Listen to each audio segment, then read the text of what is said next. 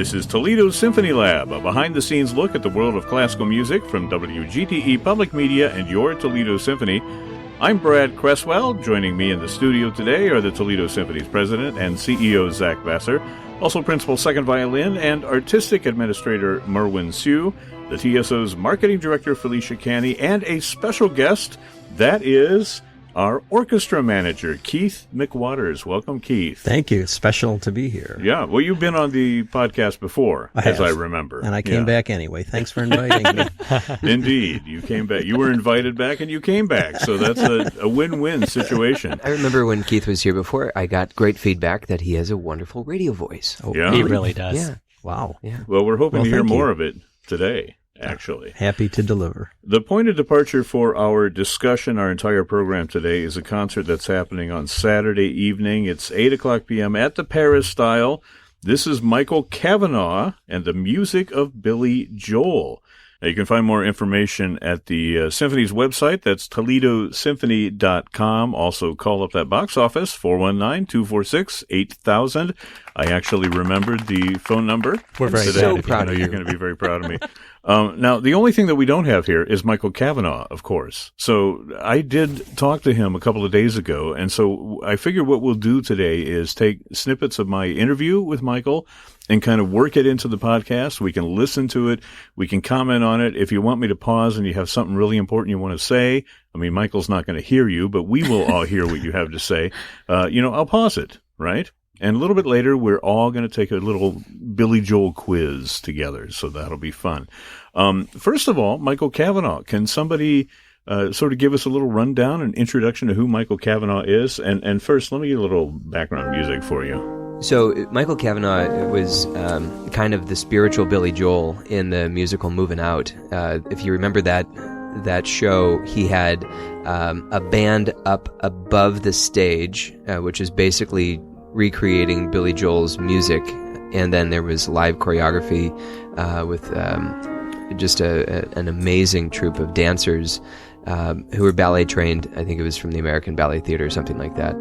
And through the music that was performed live and the dancing which was done down below, they told a story of Brenda and Eddie going through, their falling in love, their marriage, and Vietnam, and many other points that actually, if you stack up all these Billy Joel songs, there is a narrative, and a really good one. Wow. But Michael Cavanaugh was the man that Billy Joel selected to represent himself. Great singer, great piano player, have to be a great piano player to play Billy Joel, and to more or less replicate his music. So he's the heir apparent to Billy Joel, not necessarily one of those sound-alikes. He's actually intentionally picked to represent Billy Joel by Billy Joel, which is kind of great. Yay! Excellent job. I see Keith is sort of like rocking out to Beethoven here, but you're actually channeling Billy Joel, right? Absolutely. Because Yes, absolutely. Billy Joel used Beethoven in This Night, if we don't know. N-I-G-H-T, by the way. Well, okay, let me bring that down. So we've heard Zach's version of Michael Cavanaugh's experience, so let's hear it from Michael Cavanaugh himself. I'm going to start the interview here. The first segment is a little over 7 minutes long, but we can pause it if you want. Here's what Michael had to say when I talked to him a couple of days ago. Michael Cavanaugh, welcome to Toledo Symphony Lab. You are performing Saturday, it's April 13th, 8 o'clock p.m. at the Toledo Museum of Art Peristyle, the music of Billy Joel. Let me just put it out there. The number to call for tickets, 419-246-8000 or ToledoSymphony.com. Michael, you've been so kind to join us. You're out on the West Coast, right? Well, yes. I live in suburban Las Vegas. I live in Henderson, Nevada. Oh, nice. I'm an Ohio boy. I'm born and raised in Cleveland. And so Ohio will always be my home. But winters in Nevada are pretty good. Yeah, right. It's all relative, isn't it? Well, before we get started, why don't you say hi to everybody?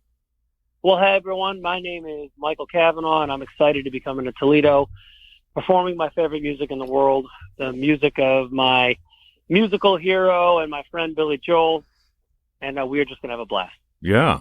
Now, what's interesting is you talk about your musical hero. Billy Joel was your musical hero from like when you were a little kid, and now he's like your mentor. I mean, fill us in on how that happened. How did you get from point A to point B? So I grew up, like I said before, I grew up in Cleveland, Ohio, and I'm the youngest of four boys. My three older brothers, they were metalheads back in the late 70s when I was like 7 years old, and I said, "Wow, that's cool. I want to do that." And then my dad said, "You know what? That's fine. My brothers were listening to Zeppelin and Ozzy Osbourne, and he said, that's fine, but check this guy out." And he played me Big Shot by Billy Joel, and I thought it was the coolest thing ever. Great song. And it started there, and I remember for my birthday when I was in third grade, my first record album that I ever got was Glass Houses by Billy Joel, and I just played it nonstop. And then it kind of went from there. Then I started, getting some of the older albums. I would say that the two albums that have the biggest influence on me would be Glass Houses and 52nd Street. So I grew up around Cleveland playing in bands. I started playing in nightclubs. I played in my first one when I was 12. By the time I was 13, it was probably 3 nights a week. By the time I was 15, it was 4 or 5 nights a week. And I was playing in top 40 bands. Billy Joel was my favorite artist. So we would do these gigs at these top 40 clubs, but in the middle of the set, I would always play a ballad like She's Got Away or Honesty or Just the Way You Are, something like that. So everyone knew I was like this little Billy Joel kid. And after I got married in 1993, a year later, I got offered a job at a dueling piano bar in Orlando, Florida. There's actually 3 pianos. So it was the only one I think that ever had 3 pianos. But so I did that job from first in Orlando from 94 to 99. And then I got a job offer to go to Las Vegas and do the same thing, but for more money. So I went to Las Vegas and I was playing there. And then while it was in 2001, I got to know Billy Joel's tour manager, which that alone was incredible to me. Just to know anyone who knew Billy Joel, especially someone who worked for Billy Joel. You got to understand, when I was a kid, I used to camp out in the snow for tickets. I remember being so cold, we were all dancing around and playing football on ice, an icy parking lot, just to not freeze to death. That's what I used to do to see Billy Joel. Yeah, that's commitment. Yeah, I'm happy to say it's a lot easier now. But so I took this job in Las Vegas, and I was playing there. I got to know Max Loubier, his tour manager, who's Billy. Max is still with Billy today. And Max and I got along well, and Max decided he wanted to help me. So Billy Joel was coming into town for a concert. I knew about that. And Billy was in a couple days early. So I'm getting ready to go to work at the piano bar, and Max calls me and says, "Hey, just so you know, I'm bringing Billy Joel to hear you in the piano bar tonight." And I about had a heart attack. You can imagine. Yeah. And I got there, and sure enough, Billy came. And, Billy is way too famous to hang out at any piano bar, but he came and he had his security with him. Wow. And it was amazing. And he, like I said, it was a dueling piano bar. So that first night I met him, at the end of my set, he got on the piano across from me, and we were jamming together that first night. Oh my gosh! Did you have any idea that was going to happen? Like, even when you knew he was coming, did you even think in your heart of hearts, well, he's going to play with me tonight? Not a chance. I didn't think there was any way. Of course I wanted him to, but I was afraid to ask him. Yeah. And then Max comes up to me at my piano and says, "Hey, do you want Billy to sit in?" I'm like, "Yes, of course I do." I like him. And he wanted to play Beatles and Elvis. I'm like, "That's cool. I know all that stuff." So we were jamming on a Get By with a Little Help from My Friends. We're singing it together. I was like, this is amazing. And then, by then, because we were trying to keep it a secret that he was in this little piano bar, the whole casino found out, and suddenly we were starting to get swarmed. Right. And Billy, at this point, had like 12 security guards from the casino, plus his own security guard around him.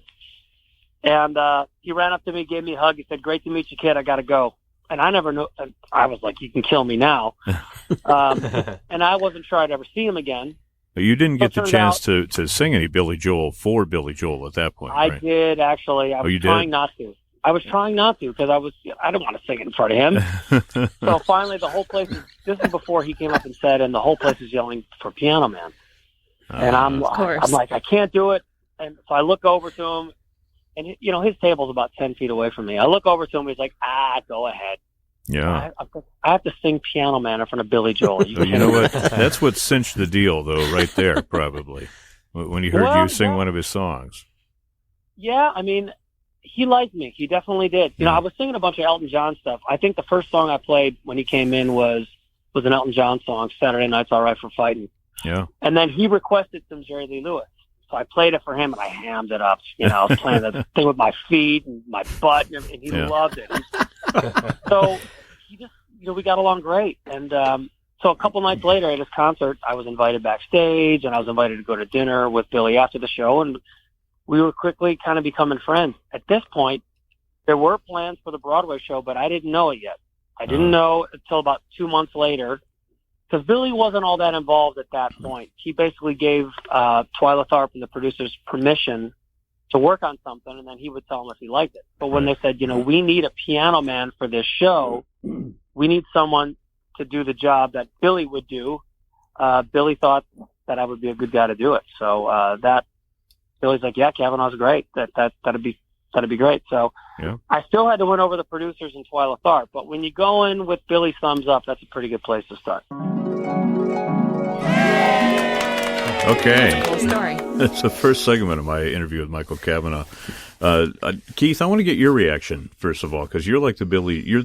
We brought you in here because you're like the Billy Joel, aficionado here. I don't know if I'm a Billy Joel aficionado, but I'll say anything to get on the radio. So thanks for taking the bait. Yeah, before we got on the radio, he was still calling him William Joel. Joel. Yeah, who is this French cat? No, I'm a huge fan. I don't know a lot of the background. I'm not like a fanatic, so to speak, but I grew up at the same time, it sounds like Michael Cavanaugh, although he's probably much younger than I, where splitting my time between Led Zeppelin and Ozzy Osbourne and Billy Joel. And I would play with the bands who were playing the heavy stuff, and then I would go home and listen to Billy Joel. And others, of course, but Billy Joel had a musicality about him that some of the other groups didn't, as good as the Led Zeppelins and the James Gangs and those guys were at the time. And it was always good to have those groups in your hip pocket if you're playing in a cover band. But having some Billy Joel to throw at the audience was always a keeper. And I gotta say, when Michael mentioned Just the Way You Are, it brought back some memories, because when I was blessed to be in a band it was a really good band, and I was blessed to be able to sing Just the Way You Are while I'm playing the drums. And I got to tell you, the looks I used to get from the girls were worth all those drum lessons. And I got married real young, so it didn't really matter, but still it was a high that lasted almost until I was loading my drum set into the trunk in the rain. But for the most part, it was a great time to be playing music, and Billy Joel's music was an important part of the cover band stuff I was doing. I love the story that Michael tells about, Billy Joel coming to see him play dueling pianos and actually getting up and playing dueling pianos with him. It's sort of a real starstruck moment. So that kind of opens the door to all of our own starstruck moments. I don't know if anybody has a story to tell, but it'd be interesting to hear from you, if you have a star-struck moment. Merwin, you're moving into the microphone. I was moving away from it, but I got beckoned back. So I think one of my favorite stories is when Yo-Yo Ma was visiting Toledo, and this is not even a PG-13 story, but it's not quite a G-rated story. But so PG. Sure, let's go with that. Emphasis on P. Oh no! Foreshadowing. No. Come on. Sorry, what? Go ahead. I'm in the men's restrooms in the backstage of the Peristyle, and following typical etiquette, and all of a sudden, a person is right at the urinal next to me, and this is not supposed to happen. There's spacing rules where we men sign these, these agreements, and then, Wow, this is so enlightening right now. Yes, we should be taking notes, right? And so I immediately do the appropriate thing, which is stare in a northeasterly direction away from said person. And Did you have a compass or what? Oh, trust me, this becomes this is a moral compass. Moral compass. And then the person says, "Wait, you're Merwin Siu, aren't you?" And I, out of my peripheral vision, realized this is Yo-Yo Ma. That's exactly how I felt.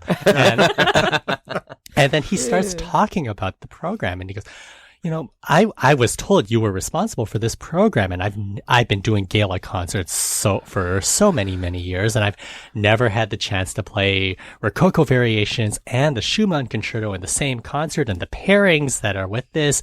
It's really, really amazing, and this is such a great program. And all I'm thinking is, finish. So I do, and I'm at the sinks behind, and he's still talking, and he's just a wonderful conversationalist. But this really didn't feel like the time. The bathroom. I know. And then there's this cadence, this rhythm to the conversation, and I know that now is the point I am supposed to speak, but I cannot think of anything to say. So finally, I mentioned something about how what I'm thinking is that a star like Yo-Yo Ma should not have to be in the situation where he is, I don't know, peeing next to the plebeians or something. So I mentioned something about it's too bad that the backstage facilities of the Peristyle don't quite match up to how beautiful the theater is up front, something like that. And then he does what I consider to be the quintessential Yo-Yo Ma moment, which is like, he's just the most positive person. And what he does, given this cloud of the conversation, he finds the silver lining. He knocks on the urinal and says, but you know what? This isn't just porcelain. This is solid marble. When is the last time you can say you peed on marble? And I said something like, about 30 seconds ago, and run out of the bathroom because I can't think of anything else to say. Wow. And so I have this starstruck moment, I guess, of Yo-Yo Ma finding the bright side of the men's bathrooms in the backstage of the Peristyle. I'm not so sure we can even use that story. Yeah, I'm not 100% sure either, but because you've outed Yo-Yo Ma as a bathroom talker, like that's yeah. Well, about 2 or 3 months ago on Facebook, there was this. I think Classic FM posted this picture of Yo-Yo Ma having this great conversation with a wombat in a restroom stall. So I think we all know that he's a bathroom talker. And it's a wonderful picture. You can easily find it. So you were playing the role of the wombat. I think I was. You were the and wombat. Starring as the wombat. Yeah. Well, I don't know that any of us want to follow that story. No, there's I think we can, I've trail got more, of tears. I got more of my conversation with Michael Cavanaugh. We also talked a little bit about the musical that he did, Movin' Out, that you mentioned earlier. Yeah. And also talked about working with symphony orchestras. Let's bring Michael back into the conversation here. Well, it's kind of a rock ballet, isn't it, Moving Out? Because you do a lot of singing, and then there's dancing, and there are little vignettes throughout the piece. Is that how it works? Well, it's a story. It's interpretive dance, but honestly, in my opinion, the Movin' Out producers never wanted to use the term rock ballet. Oh, okay. Pretty accurate description. The reason they didn't want to use rock ballet is because if you call it a rock ballet, you cannot be eligible for Tony Awards. Oh, okay. So it has to be called a musical, which, I mean. Well, nobody's going to listen to me. Don't worry about that. Well, no, it's fine. What's done is done. This was years ago, right? It doesn't matter. But the funny thing is, like, there's rules about what can be a musical. I'm like, the whole thing is music. There's no dialogue. How could that not be a musical? But anyway, yeah. So it was, I sang every song in the show, like 26, I think, or whatever it was. But there was no dialogue. Everything came out of my mouth. So it was exhausting, but it was amazing. Well, you were a Tony nominee for this show, and also a Grammy nominee when you recorded it, right? That's correct. I lost them both, but the nominations, Hey, you can put it in your bio. Oh, and I certainly have. Yeah. People say it's an honor to be nominated, but I've heard winning is even better. Well, you're still quite young, I think. I appreciate you saying that. Yeah, I still feel good. I'm out there going everywhere from, we just played with the Malaysian Philharmonic a couple months ago. Pretty crazy. Yeah. It was great. But when did you start playing with symphony orchestras now? Because you do a lot of that, right? I do a lot of that. I've been with over 100 symphonies for sure. Wow. Yeah, that started in 2008. After Movin' Out ended in December of 2005, 2006, January, I moved back to Las Vegas. And I I was doing a lot, and I still do a lot of those too. A lot of corporate events, do a lot of that. Mm-hmm. And I was doing that for a while, and then I was trying to figure out, what do I want to do next creatively? And I was approached by the Indianapolis Symphony in 2007. They saw me on Broadway, and they were really interested in working with me, starting with a music of Billy Joel show. So I was excited, and it took us a while to put that first one together. We worked on it for about a year. Yeah. And then in 2008, we debuted the show, and immediately I was getting bookings with, some really great symphonies, Pittsburgh Symphony and Cincinnati. And then since then, I've been with the Boston Pops many times. It's been incredible. So we started doing that show in 2008. Then in 2010, I launched my second show, which is the music of Elton John, which, who knows, maybe someday I'll come back to Toledo to do that one, which is great. And then we have another show we call it the music of the great singer-songwriters, which is mostly the music of Paul Simon, James Taylor, and Neil Diamond. And that's a great one, too. Mm-hmm. And then I have a rock and roll Christmas show as well. I've got 4 different orchestral shows.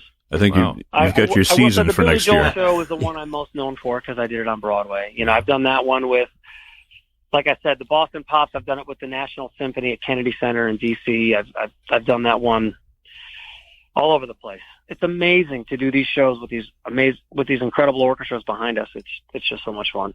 Are we going to hear all the major hits in this concert? Well, we're certainly going to hear. You know what? You'd think you could hear all of them, but if you can hear all of them, it's going to take 4 hours. So you're going to hear. True. I'd say you're going to hear the most major hits for sure. I mean, you're going to hear, of course, Piano Man. You can hear Scenes from an Italian Restaurant. You can hear New York State of Mind and Uptown Girl and River of Dreams and Movin' Out and She's Got Away and I could just go on and on. Yeah. There's so many. That's exciting.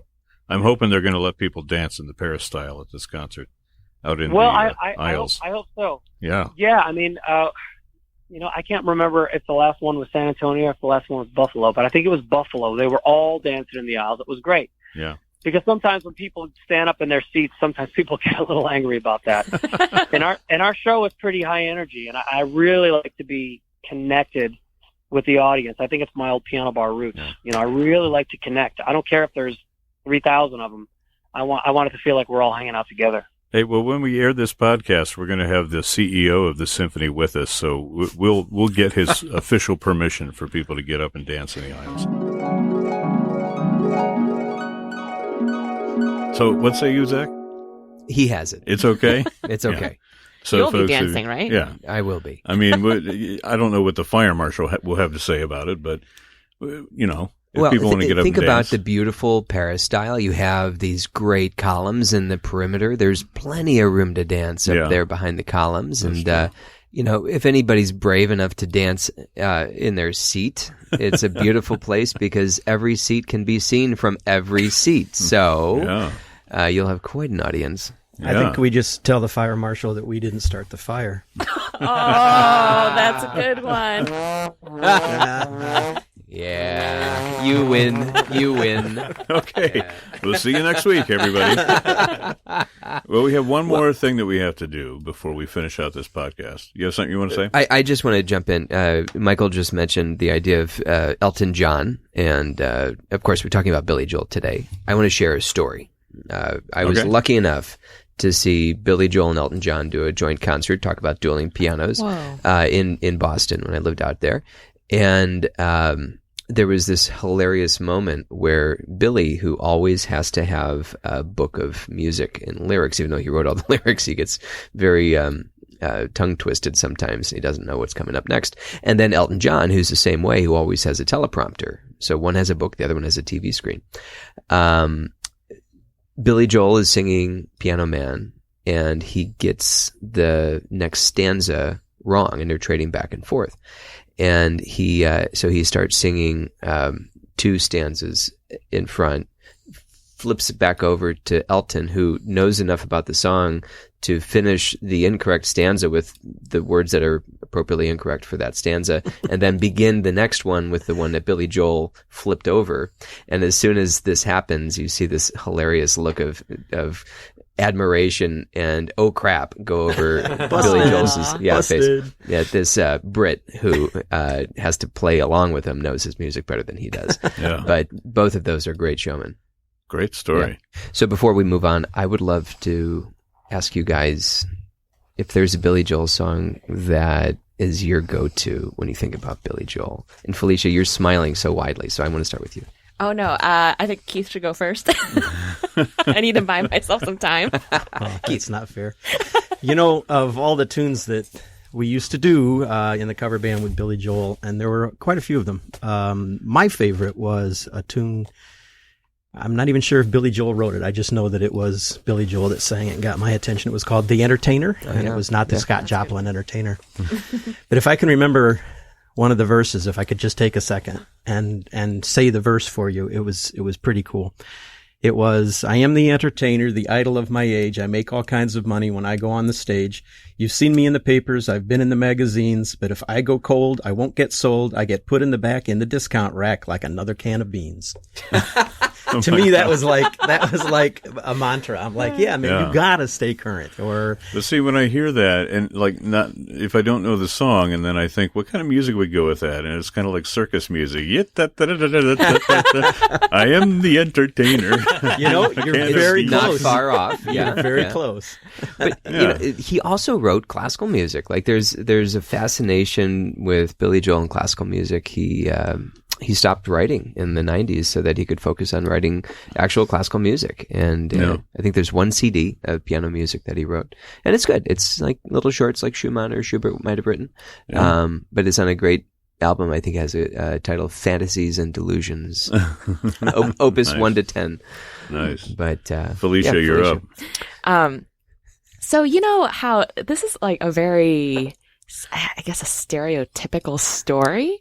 But you know, when you meet your significant hang on a second. Okay, let's hear your story. Oh, gosh, I don't know if I can't do this anymore. Here's the kazoo. No. Okay. So when I first met my husband, I was very into Billy Joel music. I would play it in the CD player and be sitting in the basement of the College of Musical Arts. And then, you know, that's the place where everyone congregates, and he would swing by. I'm like, oh, he's coming by. And then he would ask... Billy Joel or your husband? Oh. It doesn't matter.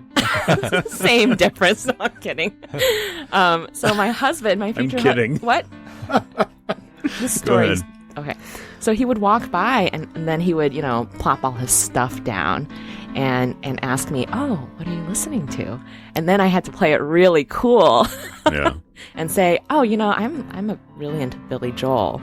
And at that moment, I was listening to Goodnight, My Angel, the lullaby that he wrote for his daughter. And then my husband, who's really into like barbershop quartets, all of that, he's like, you know, there's a great barbershop quartet version of this. And I was like, I don't really like barbershop music. But I couldn't tell him because I thought he was cute. So I was like, oh, yeah, really? That's really cool to know. And he's like, I'll loan this to you.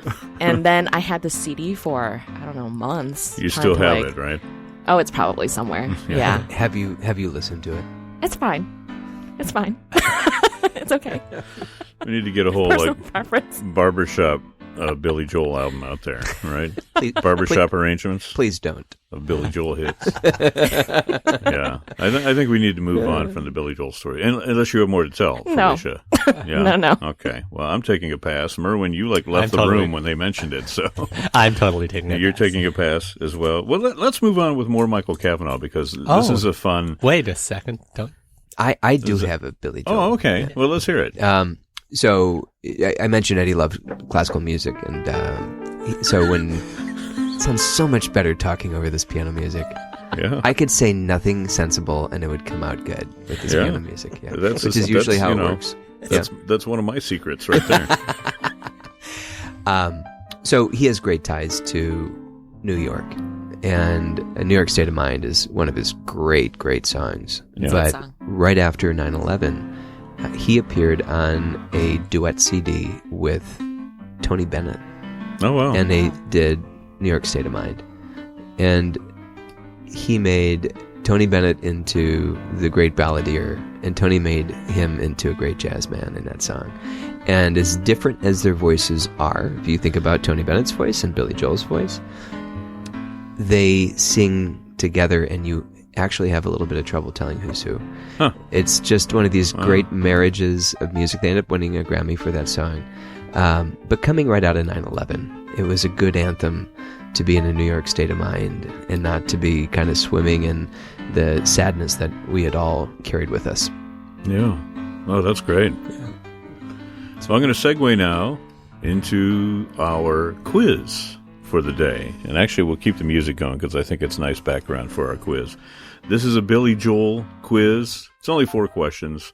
I actually had Michael play it the other day with me, and he's going to play it with us right now. So the way it'll work, and I explained this to Michael, we'll hear it in just a moment, is that I'll ask the question, and then I'll pause it. We'll all answer it here in the studio, and then we'll hear what Michael had to say. Got it? Okay, here we go.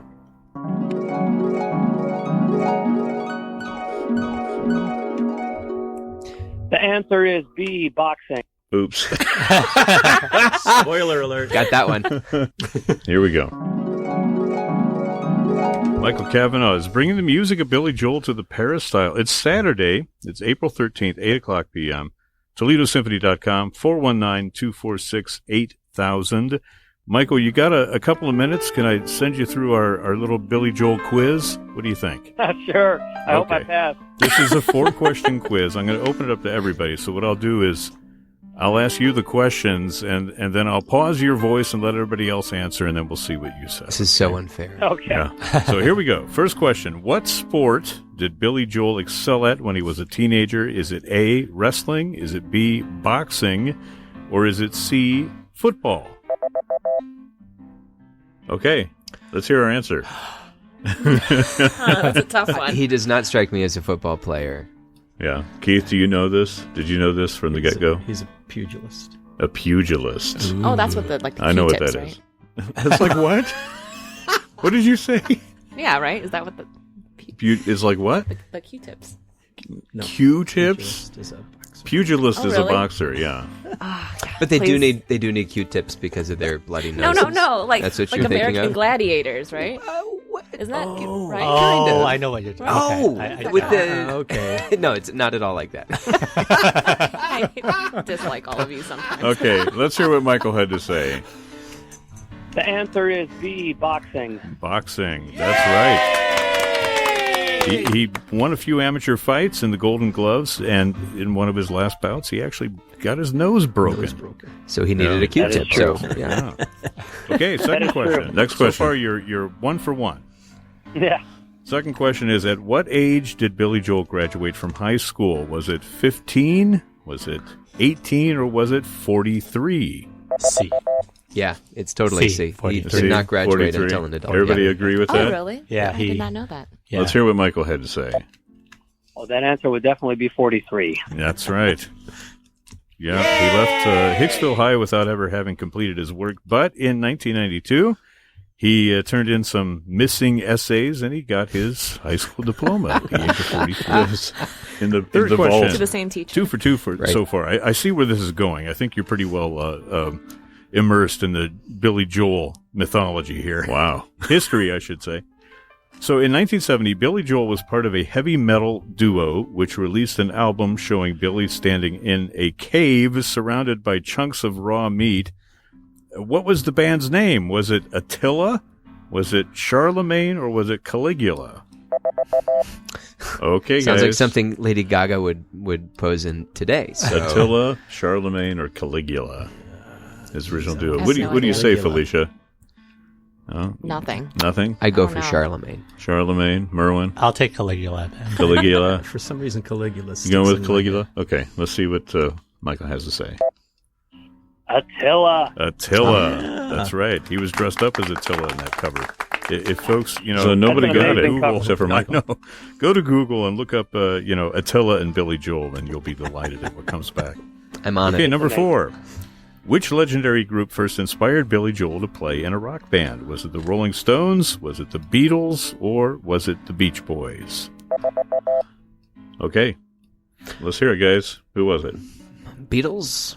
The Beatles. You say the Beatles? I say Beatles. Beach Boys. Beach Boys. Beatles. Beach Boys. Are we just Beach gonna... Boys sounds like kind of the weirdest answer out of that, so I'm going to choose it. Okay. Let's hear what Michael says. Well, I know he loves the Stones, but I'm going to go with the Beatles. You are right. Wow.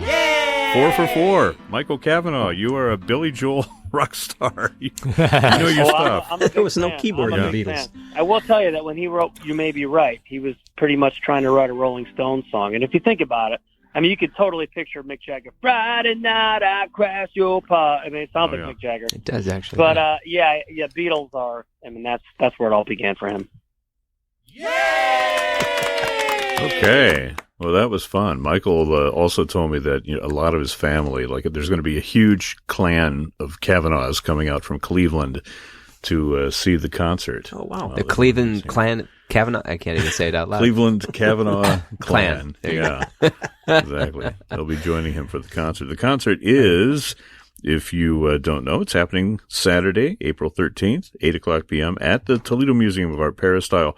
Michael Cavanaugh bringing the music of Billy Joel to the Peristyle with the Toledo Symphony. More information at ToledoSymphony.com. Also, 419-246-8000 is the phone number. I don't even have it written down, actually. I remembered that from memory. Brad, I am so proud of you. Yeah, only 70-plus episodes later, as Merwin pointed out earlier in the podcast. Well, I want to thank everybody for coming in today and talking about the music of Billy Joel and this concert coming up. Zach Vassar, Merwin Sue, Felicia Canny, and Keith McWaters. And just a reminder, this program is a production of WGTE Public Media in collaboration with our sponsor, the Toledo Symphony. You can download episodes of this program as a podcast at wgte.org/lab. You can also subscribe to us through your podcast app of choice, including Apple Podcasts and Google Podcasts. I'm Brad Cresswell. You've been listening to Toledo Symphony Lab from FM 91.